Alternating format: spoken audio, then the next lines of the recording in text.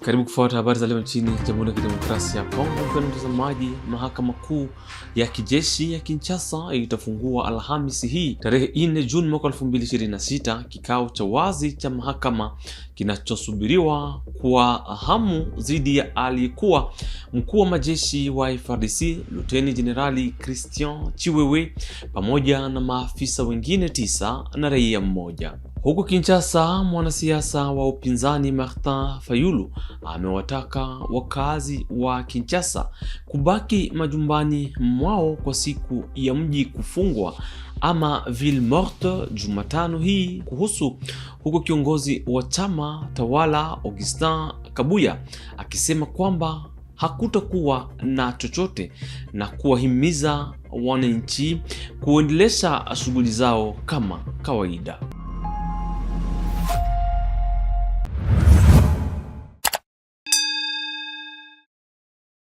Hujambo. Mahakama kuu ya kijeshi ya Kinshasa itafungua Alhamisi hii tarehe 4 Juni mwaka 2026 kikao cha wazi cha mahakama kinachosubiriwa kwa sana. Miongoni mwa watakaofikishwa mahakamani ni aliyekuwa mkuu wa majeshi wa Jamhuri ya Kidemokrasia ya Kongo FARDC Luteni Jenerali Christian Chiwewe anayeshtakiwa na upande wa mashtaka kwa makosa mbalimbali yanayohusiana na usalama wa taifa na kutofuata maagizo ya kazi. Ketia Rugamika ana maelezo zaidi. Mahakama kuu ya kijeshi inafungua kikao cha hadhara kinachosubiriwa sana Alhamisi tarehe 4 Juni mwaka 2026 hapa Kinshasa, mjini mkuu wa Jamhuri ya Kidemokrasia ya Kongo. Miongoni mwa maofisa watakaosimama mbele ya mahakama yuko aliyekuwa mkuu wa wafanyakazi wa jeshi la FARDC Lieutenant General Christian Chiwewe aliyekamatwa tangu Julai mwaka 2025 na kupelekwa gereza la kijeshi la Ndolo Januari mwaka 2026. Kulingana na orodha iliyotangazwa, mahakama itakaa kwa kesi za jinai katika ngazi ya kwanza kwenye ghorofa ya chini ya jengo jipya la mahakama kwenye makutano ya barabara ya Batonie na Pumbu katika komoni ya Gombe. Orodha hiyo ilitiwa saini hapa Kinshasa tarehe 29 Mei mwaka 2026 na Colonel Ngalula Mpiana Jean-François, karani mkuu wa mahakama kuu ya kijeshi. Kesi namba 060/26 inapinga mwendesha mashtaka mkuu dhidi ya maafisa 9 na raia moja akiwemo General wa jeshi Christian Chiwewe Songesa, General John Numbi Banza Ntambo, General Major Maurice Nyembo Kufi, General wa brigedi Chinyabuma Kamukinde, General wa brigedi John Ngoi wa Kabila, General wa brigedi John Sangwa Muemedi, Colonel Guy Mukombozi Zainda, Colonel Pati Sangwa Lumbu, Colonel Christophe Chibangu Kenge pamoja na Bwana Pascal Nyembo Muyumba. Wanashtakiwa kwa makosa ya njama, kusambaza habari za uongo, kusifu ugaidi, usaliti, kuvunja amri, kukimbia nje ya nchi, kumiliki silaha na risasi kinyume cha sheria, pamoja na kuchochea wajeshi kufanya matendo yanayokwenda kinyume na wajibu na nidhamu ya kijeshi.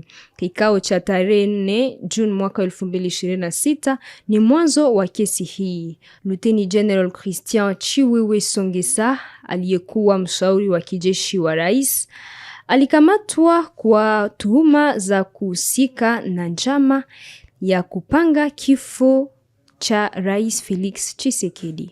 Mpinzani Martin Fayulu amesitiza tena Jumanne hii wito wake wa kuadhimisha siku ya mji kufungwa Jumatano hii mjini Kinshasa, mji mkuu wa Jamhuri ya Demokrasia ya Kongo.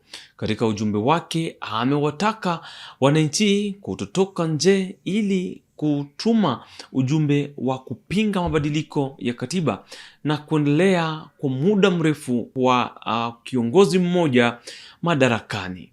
Bamama batata bilenge ya mboka bandeko na ngai banguna balingi bakabola mboka na biso tokundima yango te yango wana tolobi boye mokolo ya misato le 3 juin moto moko te abima libanda mwana kende kelasi te mama kende zando te papa kende mosala te tovanda na ndako mpona kolakisa na banguna oyo balingi bakabola mboka na biso toboyi balkanisation toboyi moto atikala na pouvoir seseseko ndeko Félix alingi atingama na pouvoir mais loko azali kosala toza komona yango te eloko malonga tozali komona yango te bayokani bazwi Bunagana bazwi Goma bazwi Bukavu bazwi Nord Kivu na Sud Kivu biteni ebele bavandi kuna yesikoyo alingi asalisa référendum ba changer constitution pour sikoyo balobake bato yo ya M23 bazwi mabele na biso kuna batira kuna libela bakabola mboka na biteli mibale ceux qui peut misato to éviter est-ce que to ndima yango yango na tolobi to boyi balkanisation ndeko Tshisekedi oya bunda acha ba soda biso to sangana elongo bana ya Congo to bengana banguna ye alingi makambo mususu alingi makambo pouvoir to ndima yango te moto moko abimate to lakisa ye te ke to boyi makambo wana to lakisa ye ke to lingi Congo ezala ekolo moko ndenge to lobaka ekolo bo moko to lakisa ke biso bana ya mboka to lingi unité to lingi cohésion nationale bandeko na ngai constitution yango te moto ezali kosala que bayi bambongo constitution ezali kopekisa bato baza kokamba mboka te basala musala na ndenge bamema bana mboka na développement non bandeko na ngai bobima te tovanda na ndako po tolakisa na Félix Tshisekedi ete toboyi changement ya constitution toboyi atingama na pouvoir. Merci mingi, Nzambe abatela bi. Kwa upande wake Augustin Kabuya, kiongozi wa chama tawala, amewataka Wakongomani kuendelea na shughuli zao za kawaida mjini Kinshasa hiyo tarehe 3 Juni. Amesema kwamba hakutakuwa na chochote na kwamba hakuna swala la mji kufungwa. Baopoza bazana fort du progrès ya bango soki basali mabe balati bango bilamba IDPS déjà bazana ba réunion pona mukolo na bango ya o balobi soki les 3 bino vokende kotuna bango eloko te na ebike les 3 mutuna mutu akokende musala na ye ozako na ngai les 3 wana biso ba député tokokende na assemblée nationale ba fonctionnaire bakokende na fonction publique bango balobi bakosala ville morte etali bango etali biso te bozona na ngai okende kotuna mutu te pona kopesa ye crédibilité. Les 3 c'est un mercredi, un jour ouvrable biso tokokende na misala na biso eloko moko ezalite. Tubaki Kinshasa. Katika soko la Bayaka, wauzaji wamelalamikia kuto kuchukua hatua kwa meya wa Ngiringiri na msimamizi wa soko kuhusu hali mbaya ya usafi licha ya wao kulipa kila siku ushuru wa usafi wa mazingira. Wala problem moko mukala ngwa mbasa Ngiringiri asa ke loko moko yepo na ye tike kaka ayo tu bato salongo ndenge moko tike kaka so ba yeba sala salongo basala bango salongo so ba yeba tike na bango chaque jour ba tike na bango 200 francs tike chaque jour ya salongo mais salongo ba to tike ka ba sa teke ko bango ezala raté ba pesa bango moto ngo awa etika ngo ko ba ke yesu ba fa ko to ni ka tike ba dala salio salio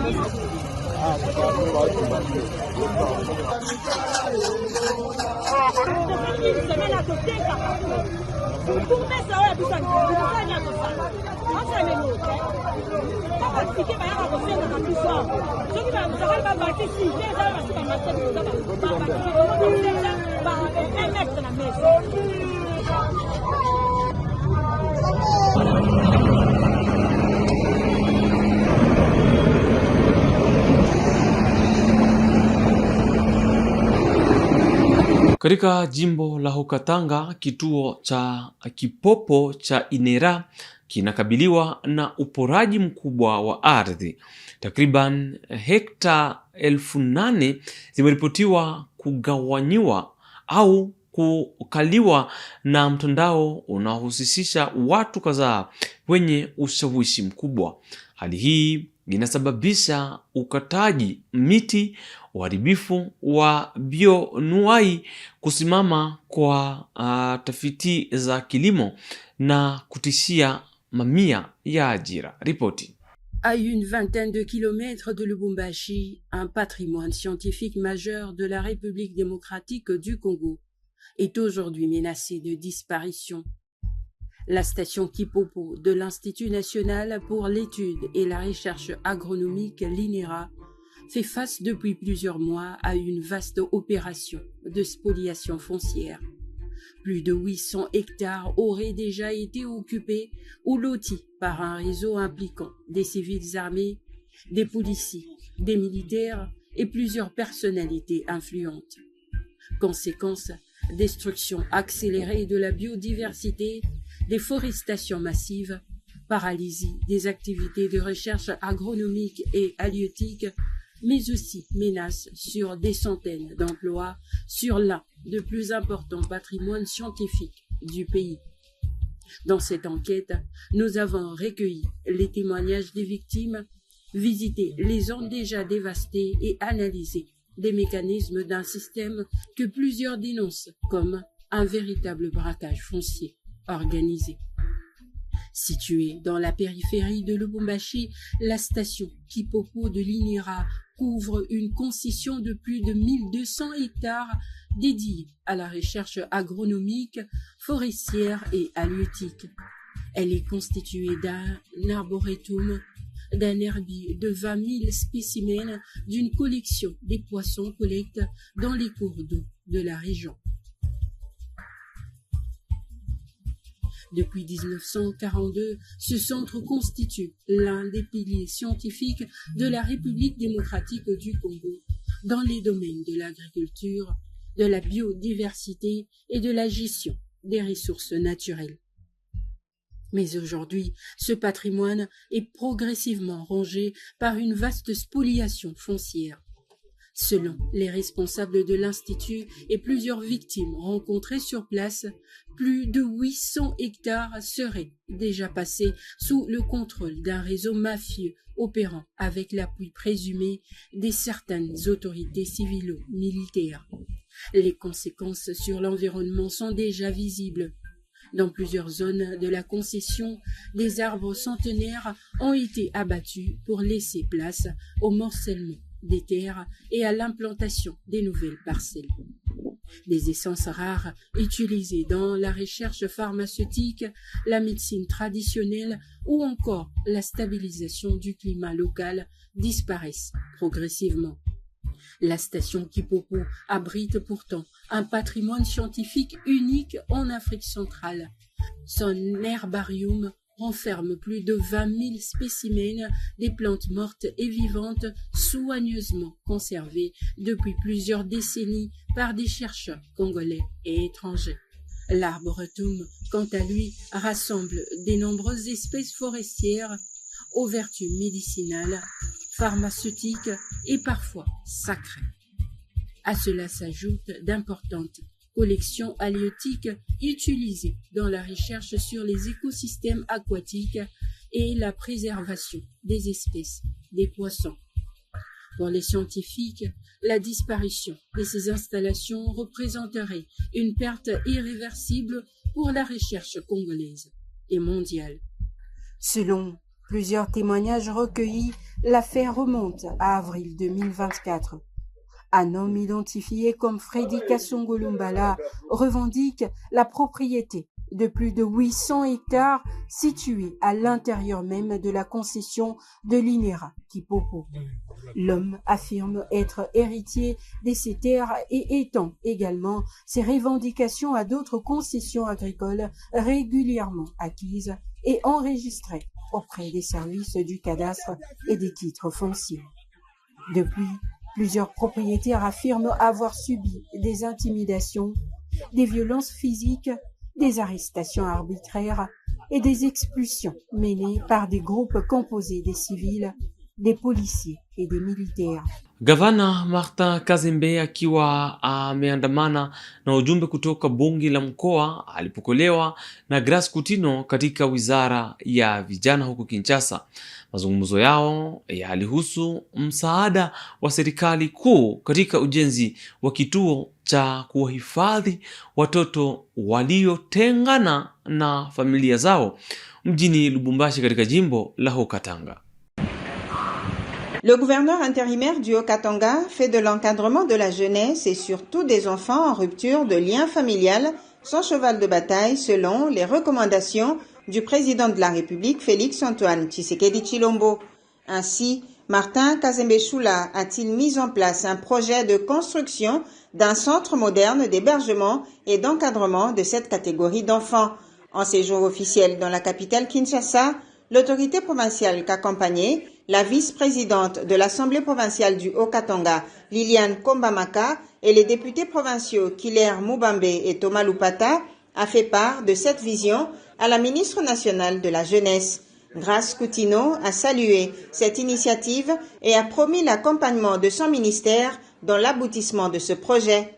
Liliane Kombamaka, vice-présidente de l'organe délibérant du Haut-Katanga. Nous sommes venus échanger de la façon dont ça va se faire et comment ça va apporter des bénéfices à notre jeunesse de la province du Haut-Katanga.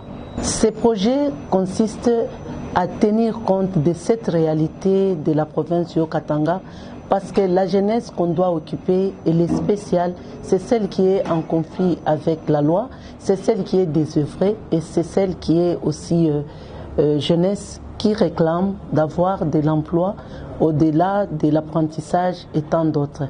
Voilà pourquoi ça nécessitait une réunion de la taille, être au ministère des tutelles et parler et trouver de bonnes solutions afin que ces projets, ces centres puissent fournir les hommes et les femmes qui vont construire ou qui vont guider ces Congos au-delà de l'inspiration de notre commandant suprême, nous disons le président, le chef de l'État Félix Tshisekedi. On l'a trouvé prompte, perceptible, avec son cœur et son amour, avec l'esprit d'aider les autres et de faire bien son travail pour répondre à l'écoute du chef de l'État. Et ça, nous en sommes rassurés et ça sera pour la première fois d'avoir tous ces résultats. Voilà pourquoi nous y sortons avec un cœur rassuré et avec la force d'aller restituer à la province du Haut-Katanga par le gouvernement et par l'Assemblée provinciale. À noter dans cette délégation la présence de la team de la société civile, genre, famille et enfants. Na gavana wa jimbo la Kivu Kaskazini Bahati Musanga Erasto alizindua Jumanne vitalu viwili vipya vya kisasa vya upasuaji pamoja na wodi ya uzazi yenye vifaa kamili katika eneo la Nyiragongo, ikiwa ni sehemu ya kuimarisha miundombinu ya afya ya eneo hilo. Miundombinu hiyo mpya imeanza kutumika kabisa katika kituo cha afya cha rufaa cha Kanyaruchinya na kituo cha afya cha Kiziba ya pili. Ya lazima ukiangalia mwanahabari, cha kwanza population yetu, hakuna kitu kyote chenye tunaweza fanya kama mtu hana afya. Hapa kwenye tuko ni ku block operatoire, tuko naona yenye materiali zenye ziko, tuone kama wagonjwa wetu fasi kwenye watakuwa wanatunziwa kama inaeneza norm ya kutunza wagonjwa wetu. Ndio maana tuko hapa. Tuangalie vitu wenye tulifanya, kama yenye tulifanya hatuikale tu ku biro. Usiku unafanya kitu unaonekana tu ku biro, unapasha fanya descente sur terrain, unaangalia kama vyenye uliongea na watu kufanya kama vilifanyika jinsi mlizungumza. Ndio maana tuko hapa na kukuya fanya inauguration ya hospitali. Kwani afya ndio inaacha hapa. Unaona ni block operatoire ya watoto, ndio kwenye wamama watazalia watoto wenye watazaliwa hapa, ndio viongozi wa kesho. Ndio maana tunapaswa tia nguvu kwa afya, kwani afya leo tuko msiku mbaya sana. Kuko Ebola, tuko napiganisha Ebola, tunapasha tia nguvu sana na raia yetu iwe kama Ebola iko naua watu Ituri, Ebola iko naua watu Beni, Ebola iko naua watu Butembo. Hapa kwetu ilifika, lakini tuko naipiganisha na raia yetu yote tusaidiane kupiganisha Ebola. Pena mtazamaji, ni pamoja na habari hizo toka Nyiragongo, tunakomesha iliyojiri leo nchini Jamhuri ya Kidemokrasia ya Kongo. Tunakushukuru kutufuata mwanzo hadi mwisho, tukutane kesho kwa habari zingine.